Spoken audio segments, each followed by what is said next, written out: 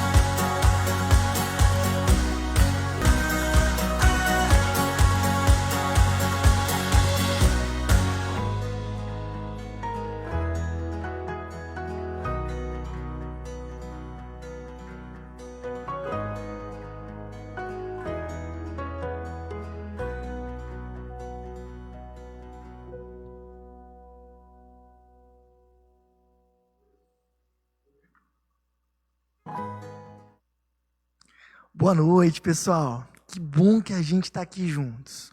Eu realmente esperei esse momento por algum tempo, porque esse assunto que nós vamos tratar hoje é um assunto que eu já tenho refletido e orado por ele há um bom tempo, e realmente vai ser um privilégio e uma honra muito grande poder dividir ele com vocês nessa noite, tá bom?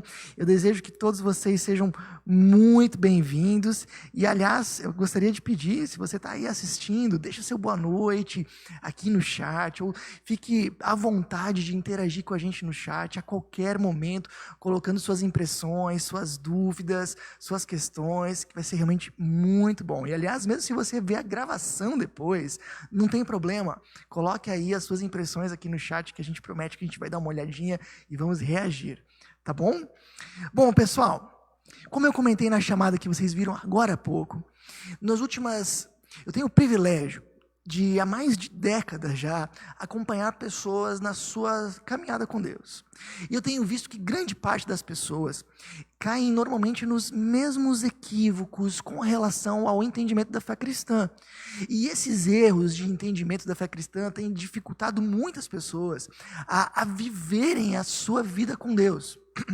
Então nós vamos, justamente no encontro de hoje, comentar sobre um desses erros ou desses equívocos que as pessoas costumam ter quando tentam entender a fé cristã. E, aliás, eu digo para vocês, às vezes pessoas, mesmo que já tiveram uma longa caminhada em igreja, já participaram bastante de comunidades cristãs, alguns desses pontos talvez ainda não tenham compreendido. Convido você então para essa reflexão. Hoje, nosso primeiro assunto vai ser o seguinte: pecado não é fazer coisas erradas. Vou repetir para vocês: pecado não é fazer coisas erradas. Estranho, né? Talvez você que está vendo isso aí deve ter estranhado. Ué, como assim não é? A gente sempre falava, né? A gente sempre teve uma mãe aí, uma tia, alguém comentou assim, não faz isso que é errado. Nós vamos ver que a concepção bíblica de pecado, ela é muito mais profunda que isso. Bom, de maneira tradicional, a gente costuma tratar o pecado como atitudes que Deus não gosta e que nós precisamos evitar de forma suficiente para nós irmos ao céu. Ou seja, tem algumas atitudes que Deus não gosta e a gente tenta não cair nelas para que no final das contas Deus permita que a gente vá para o céu. Ou se a gente abusar, quem sabe Deus vai perder a paciência e a gente não vai poder ir para o céu, né? Então, às vezes a gente trata pecado como isso, atitudes que Deus não gosta e que a gente precisa evitar ao máximo. Mas, gente, não é essa a ideia da Bíblia.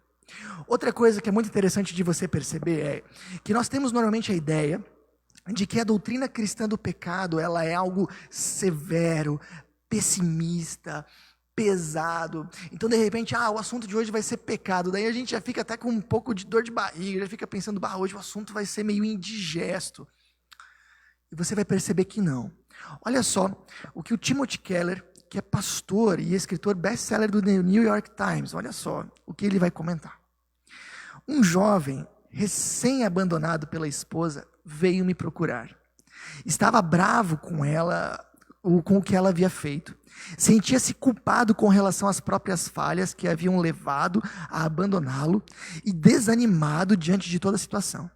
Eu lhe disse que mais do que qualquer coisa, ele precisava de esperança. Concordando prontamente, o rapaz me perguntou o que fazer para adquiri-lo, o que fazer para ter esperança. Com toda a gentileza, respondi que a boa notícia era ele ser pecador.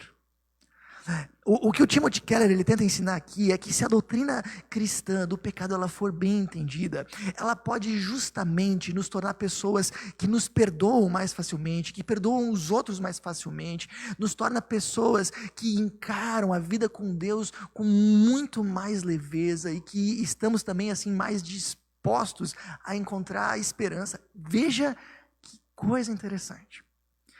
Bom, mas então vamos começar a explicar um pouquinho o que é pecado, tá legal? Bom, na concepção tradicional, a gente responderia, pecado é ser desonesto, é mentir, é matar, é adulterar, é roubar. Eu imagino, se a gente fosse fazer uma pesquisa na nossa cidade ou na sua cidade, o que é pecado, eu imagino que grande parte das pessoas iria responder isso. Pecado é isso, é a gente mentir, matar, fazer coisas erradas. Mas olha só, isso, se a gente fosse comparar o pecado, vamos dizer aqui, com uma árvore, essa parte aqui desses comportamentos, eles seriam apenas os galhos. Mas de maneira nenhuma isso seria o tronco ou a raiz da árvore chamada pecado. Talvez a gente poderia dizer que esses comportamentos todos, talvez eles são consequências do pecado, mas não são o pecado em si. Deixa eu explicar algo para vocês. Para a gente entender muito bem o que pecado realmente é, a gente precisaria ir lá no texto da Bíblia, onde o pecado aparece a primeira vez, que é lá em Gênesis. A gente vai dar uma olhadinha em Gênesis 2,16. Você pode acompanhar comigo. A gente encontra lá o seguinte: e o Senhor Deus ordenou ao homem: coma livremente de qualquer árvore do jardim, mas não coma da árvore do conhecimento do bem e do mal, porque no dia em que dela comer, certamente você morrerá. Bom, essa é uma história bastante conhecida e ela conta justamente de que quando os nossos primeiros pais foram criados, eles foram colocados num jardim onde tinha toda espécie de árvores à sua disposição, um lugar paradisíaco. Entretanto, tinha apenas uma que Deus proíbe. Você vai lembrar dessa história, que é a árvore do conhecimento do bem e do mal, e essa Deus diz: olha, essa vocês não podem comer, porque se vocês comerem, vai ter consequências terríveis, vocês vão morrer. Primeira pergunta que a gente tem é, afinal de contas, por que será que tinha essa árvore, né? Por que Deus colocou ela? Bom, pessoal, queria que você pensasse comigo. Se não houvesse essa árvore, viver com Deus não seria uma opção, seria uma obrigação. Eles não teriam nenhuma outra forma de dizer para Deus: bom Deus, não é isso que a gente gostaria para a nossa vida, viver contigo não é exatamente o que a gente gostaria. Aquela árvore justamente possibilita ao Adão e a Eva a possibilidade de escolher viver com Deus ou não, porque o relacionamento com Deus sempre é um ponto de liberdade para nós, nunca é uma imposição de Deus. Bom, a segunda coisa que a gente pode perguntar é: tá, mas o que tem de errado com aquela árvore? Bom, você pode perceber aqui que não existe nada de imoral, não é aqui uma atitude, um comportamento ruim que eles têm, não é. Qual que é a questão? A questão é que essa árvore, ela funcionava naquela concepção como um símbolo da relação.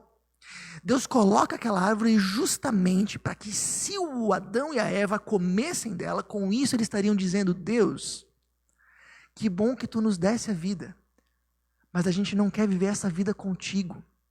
Eles estariam dizendo: olha Deus, a gente não quer viver a vida que tu fizesse do jeito que tu criasse, a gente não quer viver a vida que tu nos desse fazendo a tua vontade, a gente quer viver ela do nosso jeito, da nossa forma.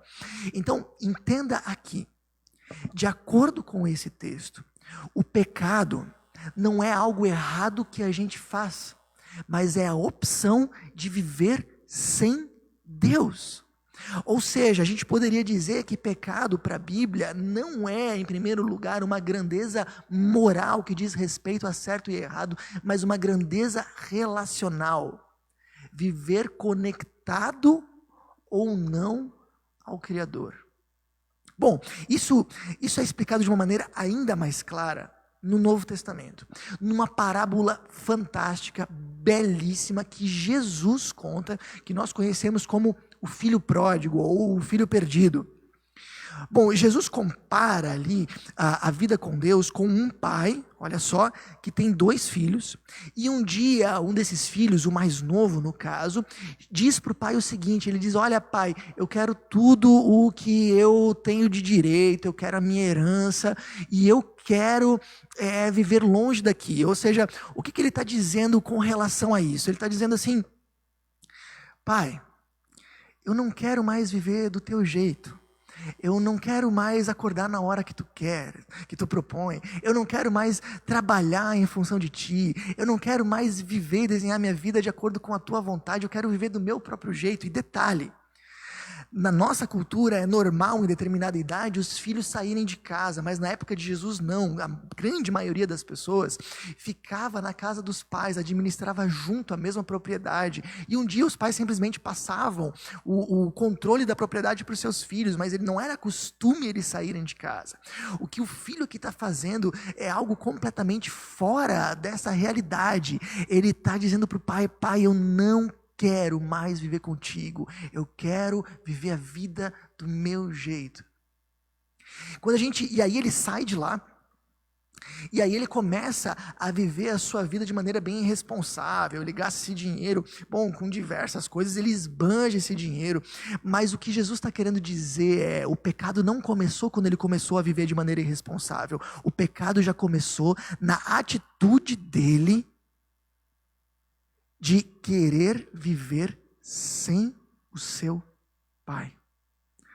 Ou seja, nós podemos dizer que para Jesus, pecado é como um filho que deseja os bens do pai, mas não o próprio pai.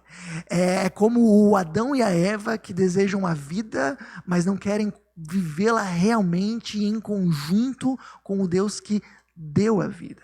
Por isso, a raiz da árvore, pecado, é a quebra do relacionamento com Deus. Esse é o ponto que a Bíblia traz. Eu vou trazer ainda mais um exemplo que eu acredito que ainda vai deixar mais claro ainda essa questão para você. Por exemplo, imagina aqui comigo, eu e a minha mão, tá ok? Na concepção tradicional, pecado seria se a minha mão de repente se revoltasse comigo, se de repente ela começasse a dizer assim, Jorge, eu não quero mais exatamente fazer o que tu queres, e aí de repente eu quero que ela pegue uma coisa e ela não pega, de repente eu quero que ela de repente não encoste em algo quente e ela vai lá e encosta. Isso seria na concepção tradicional. Mas na ideia da Bíblia, pecado é como se essa mão me dissesse assim, eu não quero mais fazer parte do corpo. Jorge, eu cansei de acordar na hora que tu queres, eu cansei de ser mão, eu cansei de viver para pegar as coisas, eu sei que tu me fez para isso, mas eu não quero viver a minha vida para pegar as coisas, eu quero fazer o que eu bem quero, e por causa disso, eu estou me desconectando do corpo, e aí eu digo para ela, assim, tem certeza? Porque se você se desconectar do corpo, você morre. Não, é isso que eu quero, eu vou me desligar do corpo. E essa mão agora se desgruda do corpo, cai no chão e ela começa a se debater. E ela diz para mim, tá vendo, eu não morri. E eu digo, tudo bem, mas você está morrendo. É isso que é pecado. É de se desconectar de Deus. É romper com o Deus da vida. Eu gosto desse exemplo da mão porque ele mostra não só o que é pecado, mas também ele mostra as consequências disso. A Bíblia vai dizer que a consequência do pecado é a morte. Isso está ali no texto de Gênesis que a gente leu e depois é repetido em Romanos e em vários outros lugares. E quando a Bíblia fala de morte, ela entende isso pelo menos em 3 níveis. A morte física, afinal de contas, a morte ela entra no mundo a partir do pecado. Segundo nível é a morte eterna, aquilo que nós chamamos de inferno. E a terceira consequência do pecado é a morte espiritual, ou seja, viver uma vida vazia. E aí de repente a gente pensa assim, poxa, mas que Deus cruel, condenar a gente à morte por causa disso. Entenda, não é uma condenação de Deus. A condenação de Deus é deixar que a gente arque com as consequências do nosso próprio ato. Se desconectar, romper com o Deus da vida, só pode nos trazer morte. Bom, então até aqui nós vimos o seguinte, pecado não é uma grandeza moral em primeiro lugar para a Bíblia, que diz respeito a certo e errado. É uma grandeza relacional, que significa romper com o nosso Deus Criador. Mas o que isso tem de problema? Tem um grande problema. O filósofo Søren Kierkegaard, um filósofo dinamarquês muito conhecido e muito importante na história da humanidade, ele diz o seguinte: os seres humanos foram criados não só para crer em Deus de forma geral, mas para amá-lo sobre todas as coisas, para centrar a vida nele acima de tudo e a partir dele construir sua identidade. Qualquer alternativa a isso constitui pecado. O que o Kierkegaard está dizendo aqui, o que ele explica também nos seus livros, e que é muito interessante, é exatamente a ideia bíblica, é que o relacionamento com Deus, ele não é só mais um relacionamento que a gente tem, do tipo, eu tenho 1000 amigos, agora eu tenho um a menos, mas tudo bem, eu tenho 999 ainda. Não é essa a ideia. A ideia de que o relacionamento com Deus era a base da vida.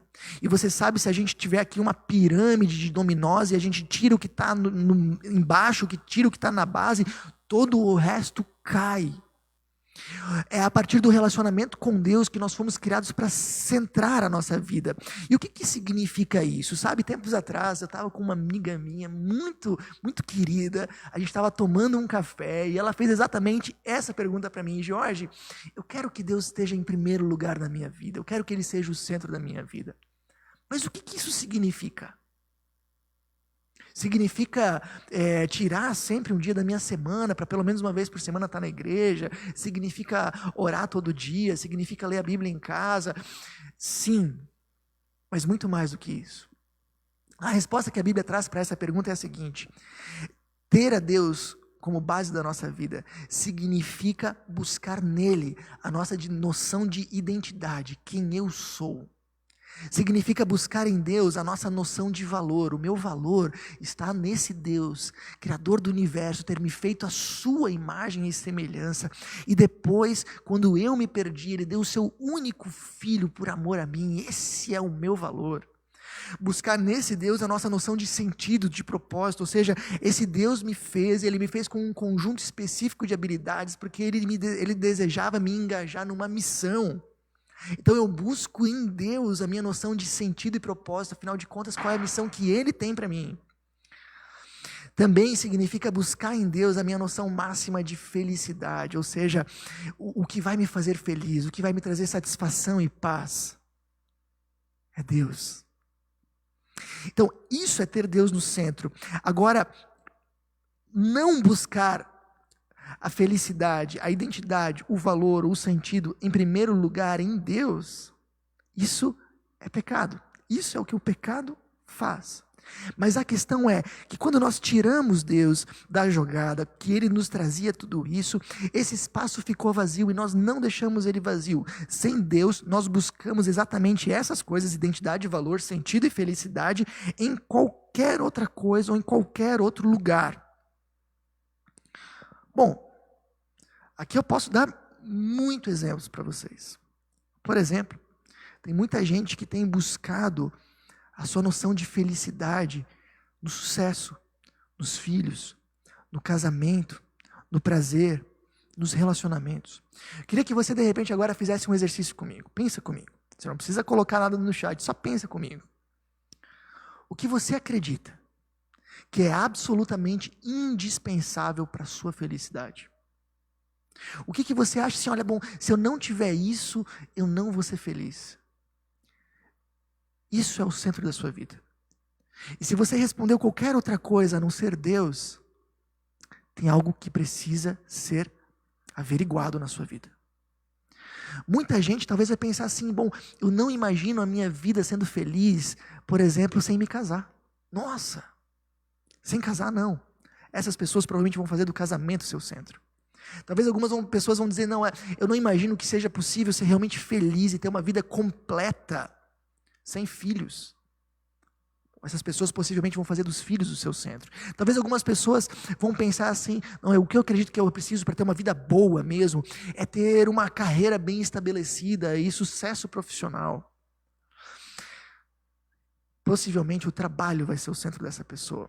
E tudo isso que eu comentei não são coisas ruins não, são coisas excelentes, boas e importantes. Mas o que a Bíblia vai dizer é que elas não podem estar no centro. Onde nós buscamos felicidade, sentido, valor, identidade, isso se torna o nosso centro. A questão é tão séria que Jesus mesmo vai dizer nos evangelhos que a gente pode fazer do dinheiro o primeiro lugar da nossa vida. E pensa um pouco, será que não tem muita gente que faz do dinheiro realmente o primeiro lugar na sua vida? E Jesus inclusive fala que se a gente faz isso, o dinheiro se tornou o nosso Deus.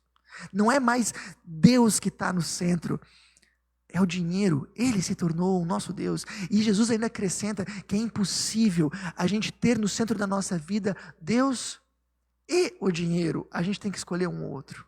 Não dá para ter duas coisas no centro. E assim não é só com o dinheiro, isso vale para qualquer outra coisa que a gente realmente considere indispensável na nossa vida que não a Deus. Bom, pessoal, e por que ter outra coisa no centro da nossa vida é tão complicado? Bom, se Deus não está no centro da nossa vida, o nosso senso de valor é instável. Vamos dizer que você coloca o seu senso de valor, aquilo, você se considera importante, uma pessoa valiosa, a partir, por exemplo, do seu casamento. E aí, de repente, o seu marido, sua esposa, resolveu fazer uma surpresa linda para você, convidar você para jantar, e aí você sai de lá pensando, uau, eu realmente sou uma pessoa muito importante. Mas um mês depois, ele esqueceu o aniversário de casamento, e aí, como é que você faz? Se você se baseou a sua noção de valor nisso, aí você vai provavelmente pensar, poxa vida, eu não devo ser uma pessoa muito importante mesmo, porque se eu fosse, ele não ia esquecer de mim. Ou vamos dizer que você baseou o seu senso de valor no seu sucesso. E aí você fez um trabalho e você foi muito bem sucedido, você ganhou aplausos e você se sentiu a pessoa mais bem sucedida e valiosa do mundo. E no outro dia você acordou pensando, no próximo desafio que eu tiver, eu vou ter que fazer igual ou melhor, porque senão eu não vou me sentir tão bem assim. Percebe? Se a gente baseia a nossa noção de valor em qualquer outra coisa que não a Deus, isso vai sempre variar muito, e isso é normalmente arrasador. Bom, se Deus não está no centro da nossa vida, a ansiedade, ela foge do nosso controle. Por exemplo, vamos dizer que eu coloquei como uma carreira bem-sucedida, algo indispensável para a minha felicidade, talvez até de maneira inconsciente eu coloquei isso no centro da minha vida. E daqui a pouco eu vou ter uma prova ou uma entrevista de emprego, e aí eu preciso me dar bem nisso. Isso é tudo para mim, isso é muito importante, meu sonho de vida está baseado nisso. Nossa, sua ansiedade vai estourar o telhado. Agora, se você não fez isso no centro da sua vida, se você entende, não, o meu valor é muito maior do que isso, o meu valor está baseado em Deus, bom, você vai lidar disso, talvez com um pouco de ansiedade, talvez com um pouco de preocupação, mas de uma maneira muito mais leve. Se pergunte, quais são os assuntos que te deixam mais ansioso? Bom, quando Deus não está no centro da nossa vida, nós temos dificuldade de perdoar os outros e a nós mesmos. Vamos supor, por exemplo, que uma pessoa era seu sócio. E ela de repente te deu um golpe, te passou para trás e te deu um prejuízo financeiro. Ela desviou dinheiro aí da sociedade que vocês tinham. A sua reação vai depender do espaço que o dinheiro ocupa na sua vida. Por exemplo, se você acredita que o dinheiro é algo importante, afinal de contas é o nosso sustento, depende dele, mas afinal de contas ele também não é tão importante assim, a gente pode ganhar e perder dinheiro, e a gente vai recuperar isso, você vai ter muito mais facilidade de perdoar esse seu sócio. Agora, se seu projeto de vida está baseado no dinheiro, e você considera o dinheiro como algo realmente indispensável para que você tenha uma vida boa, você vai ter uma dificuldade enorme de perdoá-lo.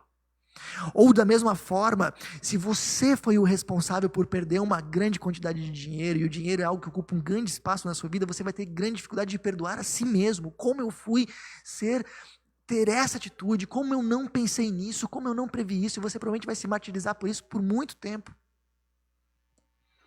Se Deus não está no centro da sua vida, provavelmente você vai ter comportamentos nocivos muito parecidos com vícios.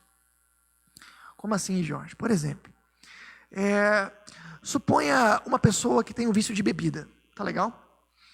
E ela de repente, conforme o vício vai avançando, ela começa a prejudicar as pessoas ao seu redor, ela começa a de repente brigar com a sua família, ela vai brigar com os seus filhos, ela vai acabar prejudicando as pessoas no seu entorno, com certeza. Qualquer coisa que entra no centro da nossa vida vai prejudicar as pessoas ao nosso entorno. Deixa eu dar um exemplo. Muita gente faz dos filhos o centro da sua vida. Coloca a sua expectativa de felicidade, de propósito nele. Muita gente até inclusive fala, meus filhos são o sentido da minha vida. Filhos são bem importantes, mas eles não podem ser o sentido da vida. Ok? Agora imagina como essa pessoa vai se sentir na hora desses filhos saírem de casa, para irem para a faculdade, para casarem, para terem as suas vidas. Provavelmente essa mãe e esse pai vão tentar segurar esse filho a todo custo. Provavelmente eles vão tentar algum tipo de chantagem, vão tentar fazer o possível para manter eles perto, porque afinal de contas esses filhos são a razão da minha vida. E com isso eles correm o sério risco de criar um relacionamento tão sufocante que não vai fazer bem nem para eles, pais, muito menos para os filhos. Bom, além do comportamento nocivo, você já reparou também que o viciado, ele nunca repara que ele tem um vício, né? Se você, por exemplo, for falar com uma pessoa que tem problema de bebida, você diz assim, olha, Você está bebendo demais. A pessoa vai dizer, não, eu não. Cara, eu acho que você está viciado. Não, imagina. Vamos fazer um trato então? Fica 2 meses sem beber nada. 2 meses. Ah, tranquilo, eu consigo, eu paro a hora que eu quero.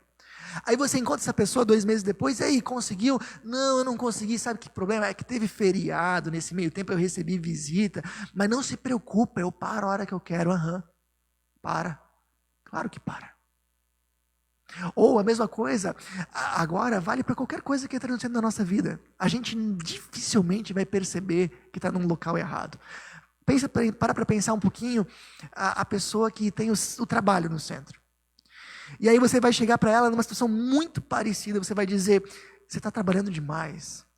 Você não está vendo que isso está prejudicando a sua vida, você tem pouco tempo com os seus filhos, seu casamento está enfraquecido por causa disso, vocês estão passando pouco tempo juntos. Essa pessoa vai dizer, é porque é só uma fase. É que agora a gente está num momento em que tem que trabalhar bastante, mas não se preocupa, daqui a 3 meses melhora. Tá bom? 3 meses depois você encontra essa pessoa, e aí, parou? Deu uma reduzida na tua jornada de trabalho, está aproveitando mais a família? Ele vai dizer, não, tu não sabe o que aconteceu. É que surgiu uma oportunidade nova, é um projeto novo, mas é o último. Depois desse, eu vou ficar mais tempo em casa. Aham, claro que vai. Então, pessoal, percebe? Qualquer coisa que ocupe o centro da nossa vida que não a Deus, isso vai trazer comportamentos para nós muito semelhantes a vícios. E o último ponto, qualquer coisa que esteja no centro da nossa vida, que não a Deus, vai criar uma busca sem fim, que a gente nunca alcança. Por exemplo, a ideia da pessoa que quer ter uma vida confortável e de repente chega naquele patamar e aí ela não se contenta mais com aquilo, agora ela quer mais um pouquinho e mais outra coisa. E na verdade essa é uma busca que nunca tem fim. E mesmo que numa hipótese a pessoa consiga realmente todo o dinheiro que ela poderia sonhar e toda a fama e sucesso que ela poderia sonhar, mesmo assim ela vai perceber que o que ela tem não trouxe o que ela esperava. Olha só, tem uma colunista de Nova York que se chama Cynthia Hamel. Aliás, é uma colunista muito interessante da década de 90. Ela estudou pessoas que chegaram no topo. Pessoas que saíram de empregos extremamente simples e chegaram no auge do sucesso. E ela percebeu que essas pessoas, de maneira geral, quando elas estavam extremamente bem-sucedidas, elas se tornaram pessoas mais arrogantes, pessoas mais complicadas, mais irritadas, mais insuportáveis. E ela explica o porquê. Ela diz o seguinte: aquela coisa gigantesca pela qual lutavam, a fama que faria tudo ficar bem, que lhes tornaria a vida suportável, que os encheria de felicidade, havia acontecido, chegou. Mas no dia seguinte eles acordaram e viram que ainda eram eles mesmos. A decepção os deixou irritados e insuportáveis. Tudo aquilo que nós sonhamos e que nós projetamos que vai trazer para nós uma vida boa, se tudo isso tivesse na sua vida em dobro, você possivelmente não teria a felicidade que você acha que essas coisas trariam. C.S. Lewis, um dos mais importantes teólogos do século passado, ele diz o seguinte: a razão pela qual essa tentativa, viver sem Deus no centro, não pode ser bem sucedida é a seguinte: Deus nos criou como um homem inventa uma máquina. Um carro é feito para ser movido a gasolina. Deus concebeu a máquina humana para ser movida por Ele mesmo. E aí ele comenta que uma das maiores estratégias do mal não é nos afastar por completo de Deus, mas é simplesmente nos convencer de que outra coisa pode nos fazer tão feliz ou tão bem quanto Deus. E aí de repente Deus não está mais no centro da nossa vida, talvez ele está num cantinho, talvez ele é alguma coisinha que a gente faz ou dá uma atençãozinha no final de semana. Mas aí o pecado já abraçou a gente. Pessoal, agora eu queria apresentar para vocês o quadro completo dessa história. Queria que vocês vissem aqui comigo. Olha só como é que fica essa árvore.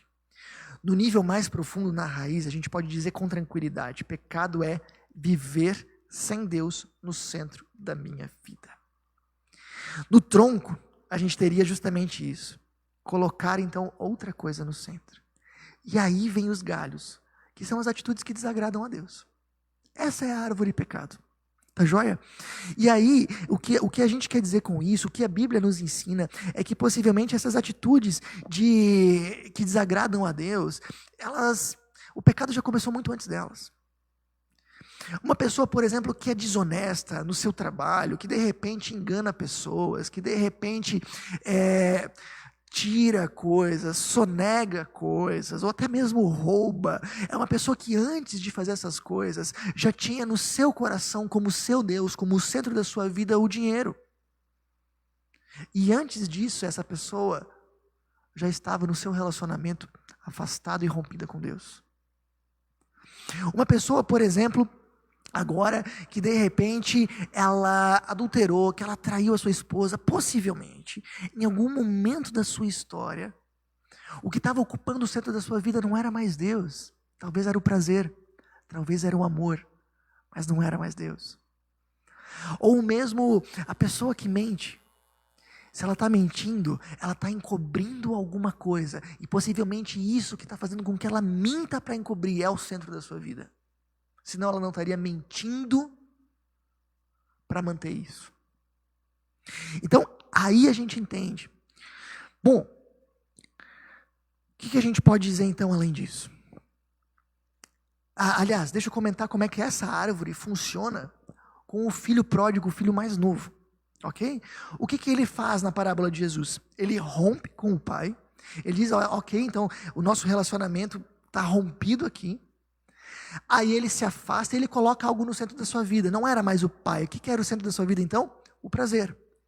E aí ele começa a gastar de maneira irresponsável e fazer uma porção de coisas erradas. E no final ele percebe o quanto a vida dele foi vazia. Aquilo tudo passou e ele acabou lá alimentando porcos da parábola. Ou seja, o que Jesus está querendo dizer é isso.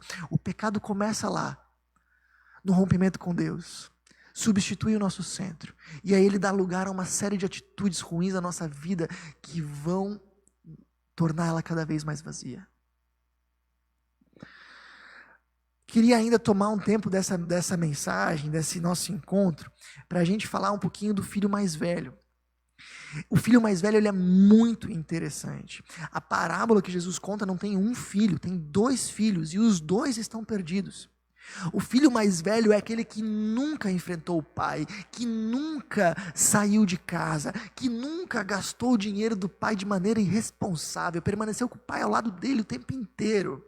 Mas daí quando o filho mais novo volta, ele se recusa a entrar na festa, fica brabo com o pai, ele não quer participar daquela alegria, e ele diz para o pai, pai, eu fiz tudo o que eu precisava, cumpri todos os meus deveres de filho, e tu não me das nada. E o pai diz, filho, então tu não me conhece. Porque tudo o que é meu é teu. Jesus ensina aqui que existe uma forma muito sutil de nós vivermos sem Deus.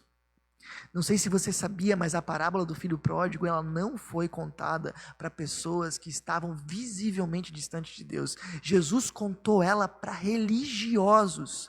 E Jesus queria, através dessa parábola, explicar para aquele grupo de religiosos que eles estavam tão afastados de Deus como aquelas pessoas que vivem na gandaia. Como, Jorge? Como que uma pessoa religiosa, que faz tudo certinho, que é um cidadão modelo, que ajuda os outros, que é uma pessoa bondosa, pode viver sem Deus? Olha só, vamos pegar esse modelo da árvore e vamos ver como ele se concretiza aqui. No caso desses religiosos e do filho mais velho, Deus também não era mais o centro da vida deles. Então o que eles colocaram no centro da vida deles? A própria moralidade. O senso de valor, eles se achavam pessoas importantes e pessoas valiosas porque eles faziam tudo certinho, porque eles cumpriam todas as regras, porque eles estavam presentes em todos os cultos, porque eles cumpriam todos os preceitos religiosos, e eles tinham essa sensação, muito bem, eu sou uma pessoa valiosa, eu sou uma pessoa importante, eu tenho sentido na minha vida porque eu faço as coisas corretamente. E qual foi o galho que isso trouxe? Foi uma religiosidade que, ao invés de aproximar eles de Deus, afastou. Uma espiritualidade que, ao invés de aproximar das pessoas, distanciou das pessoas. Que, ao invés de tornar essas pessoas mais humildes, tornou elas mais arrogantes. Que, ao invés de tornar essas pessoas mais servas, tornou elas mais orgulhosas. E Jesus vai comentar isso, e é algo que a gente precisa trabalhar ainda hoje, porque é muito comum. Não só diria que isso acontece, eu diria que isso é muito comum, de pessoas que vivem hoje ainda na igreja, e que absolutamente fazem de tudo certo, mas que ainda não têm a Deus no centro da sua vida. Bom, pessoal, o que é interessante a gente perceber aqui, qual que é a solução para esse problema? Por que é importante a gente entender que o pecado não são atitudes apenas que desagradam a Deus? Que pecado é viver sem Deus no centro da nossa vida. Sabe por quê? Se a gente entende que o pecado são as atitudes que desagradam a Deus, a gente vai pensar assim, muito bem, então eu acredito que a solução para o meu problema é eu viver um pouquinho melhor, é eu viver um pouquinho mais regrado. De repente é verdade, eu estou mentindo demais, vou tentar mentir menos, eu estou sendo desonesto, eu vou tentar ser mais honesto. Aí a gente tenta assim, bom, eu vou tentar controlar esse pecado, e aí de repente a gente até consegue por algumas semanas, mas daqui a pouquinho isso voltou de novo. E sabe o que a gente está fazendo com isso? A gente está cortando galho. A gente já podou muito aqui a nossa árvore que nós temos aqui em casa, e sempre que a gente poda, o que acontece com os galhos? Eles crescem de novo. E quando a gente tenta solucionar a questão do pecado, pensando assim, bom, o que eu preciso é ser um pouquinho melhor nisso ou naquilo, é isso que a gente está fazendo. A gente está podando galho que volta a crescer de novo, porque a solução para o problema é a gente olhar para a raiz e analisar a nossa vida com Deus. Vem cá, eu estou conectado realmente a esse Deus, eu estou vivendo junto com esse Deus, eu estou fazendo dele o centro da minha vida. Essa é a questão. Você vê, por exemplo, o filho mais novo aqui na parábola do filho pródigo. Ele não é alguém que agora vai resolver o seu problema assim do tipo, é verdade, estou aqui criando porcos, por quê? Porque eu gastei meu dinheiro mal, mas eu vou ser um administrador melhor, eu vou pegar um empréstimo no banco, ou eu vou guardar agora o meu salário aqui, vou economizar e vou me reerguer. Não é isso. A solução para ele está, eu preciso voltar para o Pai. Essa é a solução para o meu dilema. E quando ele está voltando para a casa do Pai, ele está pensando no que ele vai dizer para o Pai, e o discurso dele é: Pai, me perdoa porque eu pequei. E eu não pequei porque eu gastei tudo, eu pequei quando eu saí de casa. A solução para a nossa vida com Deus é nós analisar, para o pecado, é nós analisarmos a nossa vida com Deus e nós nos reconectarmos com Ele, através do que Jesus fez por nós. Esse caminho de volta a Deus, ele não pode ser feito de nenhuma outra maneira, a não ser por aquilo que Jesus conquistou por nós na cruz. E a gente vai falar muito disso na semana que vem. Mas por enquanto, você pode saber que esse Deus que te aguarda de volta, é um Deus que te ama profundamente, e que quer te chamar para viver junto dEle, que quer te chamar para fazer dele o centro da tua vida, e a partir daí começar a reformar os galhos e podar os galhos que não estão no lugar certo. Por que isso é tão importante, gente? Isso também é muito importante porque se a gente entende isso, a gente tem uma outra perspectiva da espiritualidade. A vida com Deus deixa de ser um conjunto de regras a seguir, mas se torna um relacionamento próximo, de amor, que me salva e me transforma. Essa é a ideia. E eu queria que vocês enxergassem a vida com Deus dessa forma. Por isso, sabe, se a gente entende o que nos separa de Deus e o quanto sério isso é importantíssimo para que a gente se reaproxime dele, para que a gente entenda qual é o nosso caminho de retorno. Eu queria que você analisasse agora, no seu coração, honestamente, qual é o centro da tua vida? Onde você tem buscado identidade, valor, sentido e felicidade? Você tem buscado qualquer uma dessas coisas em algum lugar que não seja Deus? Você conseguiria dizer para mim nessa noite, aliás, para mim não, você conseguiria dizer para Deus nessa noite: Deus, Tu és o centro da minha vida? Será que essa não é a hora de você levantar e voltar para a casa do Pai e dizer: me perdoa porque eu pequei? E não eu pequei somente porque eu fiz coisas erradas, também talvez, mas eu pequei, Senhor, porque eu não te tenho no centro do meu coração. Talvez essa pode ser a nossa oração hoje. O Timothy Keller, ele vai comentar que todos precisamos viver em função de alguma coisa. Qualquer que seja essa alguma coisa, ela se torna o Senhor da nossa vida. Quer pensemos nesses termos, quer não, Jesus é o único Senhor que, se você o receber, vai realizá-lo plenamente. E se o desapontar, Ele perdoará por toda a eternidade. Se o trabalho for o centro da sua vida e não der certo, você vai estar arrasado. Se qualquer outra coisa for o centro da sua vida e não der certo, você vai estar destruído. Mas se Jesus for o centro da sua vida e você falhar, Ele ainda assim vai estender a mão de perdão, te dar um abraço e te convidar a recomeçar. Quando você ouvir falar de pecado novamente, em primeiro lugar, se pergunte: como está o meu relacionamento com Deus? Vamos orar juntos? Senhor nosso Deus, perdoa, Senhor, que nós tantas vezes fazemos exatamente como esses filhos da parábola. Nós recebemos a vida de Ti, de um Pai amoroso, mas nós queremos viver do nosso jeito. Nós nos afastamos da Tua presença porque, afinal de contas, a gente quer ser independente, quer ser autônomo, quer viver conforme a nossa própria ideia, a nossa própria vontade.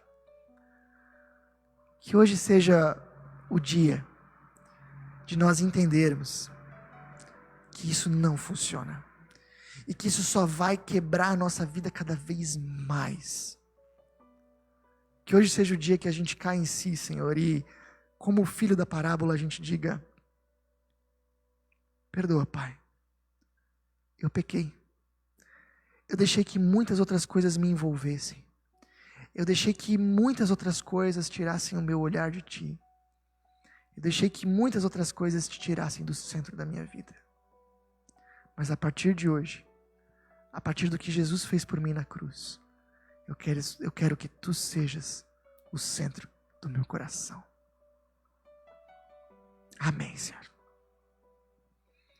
Pessoal, fica com a gente mais um pouquinho. Quero dar uma boa noite aí pro pessoal que está ouvindo a gente no chat, reagindo aqui, né? Meu pai, minha mãe, Vera e Sérgio, legal. O Maurício está aí junto com a gente. A Rosane, a Ana, a Silene, a Maria, legal. O Adélio está aí junto com a gente. A Isanete, que bacana. A Luzane também. E a Janice. Que legal ter vocês aí junto com a gente. É realmente um privilégio muito grande. A dona Ilse, a Mirna também, a Juliana, que legal. A dona Jane, o Eliandro também está aí junto com a gente. A dona Hilda. E pessoal, por favor, a Dilce. Desculpa se de repente eu esqueci alguém, tá bom? A Wanda, a Juliane, a Marlise. Olha que legal tá com vocês. A Margarete. O Zanato está aí também, a Sandra. Poxa, pessoal, que legal estar aí junto com vocês. Queria dar um abraço pessoalmente. Infelizmente, por enquanto ainda não dá, né? Mas quem sabe aí no futuro próximo a gente consiga. Alguns avisos, por favor, fique com a gente mais 2 minutinhos. Semana que vem, na quarta-feira, nós vamos falar sobre salvação não é algo que eu mereço. Muita gente acredita que é isso. Salvação são coisas que eu faço, coisas que eu conquisto, coisas que eu mereço. O que eu preciso fazer para merecer o céu? E eu posso garantir para você que essa ideia, não só ela está um pouco errada, ela está completamente errada. Aliás, o cristianismo é a única religião do mundo que vai ter uma ideia completamente diferente das demais em termos de salvação. Um tema extraordinariamente importante e interessante. Se conecta com a gente na quarta que vem, que eu acho que vai ser realmente bem legal. No domingo, a gente vai falar sobre sensibilidade, aprendendo a esperar sensibilidade. Muitas vezes, quando a gente está esperando algo, quando a gente está angustiado por algo, a gente se torna insensível com as outras pessoas. Pensamos que só a nossa espera importa, e não é assim. E a gente vai falar um pouquinho sobre como nós podemos esperar com sensibilidade as pessoas que estão ao nosso redor. Um tema muito legal para você estar junto com a gente. E se você deseja estar aqui conosco de forma presencial, eu peço que você faça a sua inscrição por WhatsApp e seria muito legal a gente poder estar aqui juntos também, tá bom? Vamos fazer isso de maneira segura, tranquila. Se você quer nos acompanhar pela transmissão, fique à vontade. Se você quiser vir aqui, também há essa possibilidade. Só não se esqueça, por favor, de se inscrever previamente. A Bíblia nos ensina a nós manifestarmos a nossa gratidão de maneira concreta, não só com as nossas palavras, também com as nossas atitudes. E uma atitude importantíssima que a Bíblia sempre de novo nos desafia, até para que o dinheiro não seja o centro da nossa vida, mas seja Deus, é o hábito da oferta. E se você deseja dedicar a sua oferta a Deus aqui na Milk, você pode fazer isso nessa época de pandemia através da nossa conta bancária, fazendo um depósito direto, conforme está aí na sua tela. Pessoal, desejo para vocês uma ótima semana, uma ótima reflexão. E eu queria convidar, se você tem um tempinho ainda, a ouvir uma música muito bacana enquanto nós vamos encerrando a nossa live. Desde já, uma boa noite e que Deus te abençoe ricamente.